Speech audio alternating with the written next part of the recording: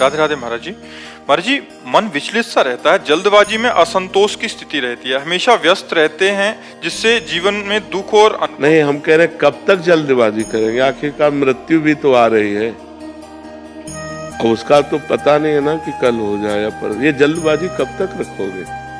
कभी तो विश्राम कीजिए, कभी तो धैर्य कीजिए, कभी तो अपने अंतिम परिणाम की तरफ झांक कर देखिए कि आप जब यहाँ से जाएंगे तो आप क्या लेके जाएंगे।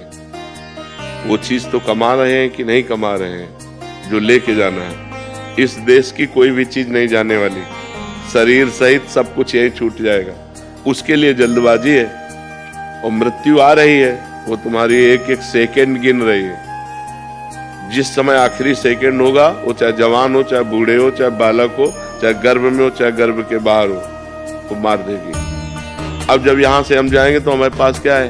यदि नाम जप किया है तो हमारे पास है, या पाप कर्म किया है, पुण्य कर्म किया है, वो हमारे पास है। तो ज्यादा क्या हमने किया है, ये मरने के पहले गणित लगा लो। अगर पाप किए हैं तो उस गठरी में आग लगाओ, नाम जप करके, तीर्थयाटन करके, दूसरों को सुख पहुंचा करके। जल्दबाजी ज्यादा ठीक नहीं है। कब तक करते रहोगे? पूरा जीवन हो गया। कभी विश्राम भी तो सोचिए, कब विश्राम मिलेगा?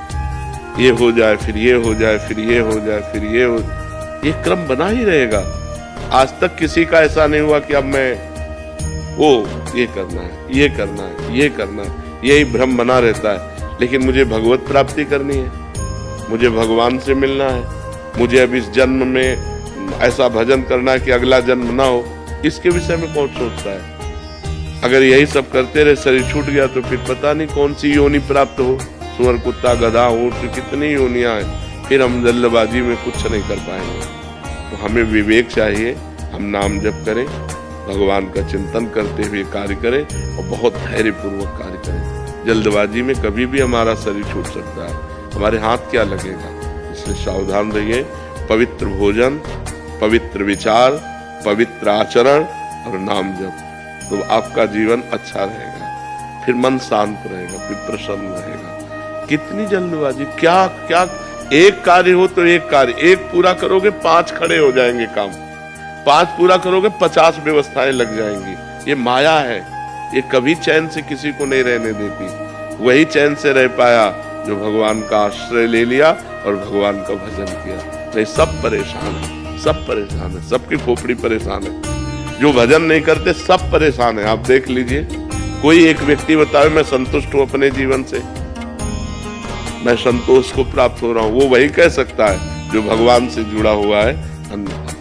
इसलिए नाम जप कीजिए, पवित्र आहार, पवित्र विचार, पवित्र आचरण कीजिए। जल्दबाजी कहाँ तक करेंगे, कितना करेंगे? और जो कुछ करेंगे सब यही रह जाएगा। इसलिए आनंद मनाइए, मस्ती से जीजिए। मनुष्य जीवन मस्ती और आनंद के लिए, और हम लोग मस्ती और आनंद शराब, व्यभिचार, गंदे आचरणों में ले जाते हैं। नहीं, जितेंद्रियता, पवित्रता, भगवान का चिंतन, इसमें आनंद और मस्ती होती है।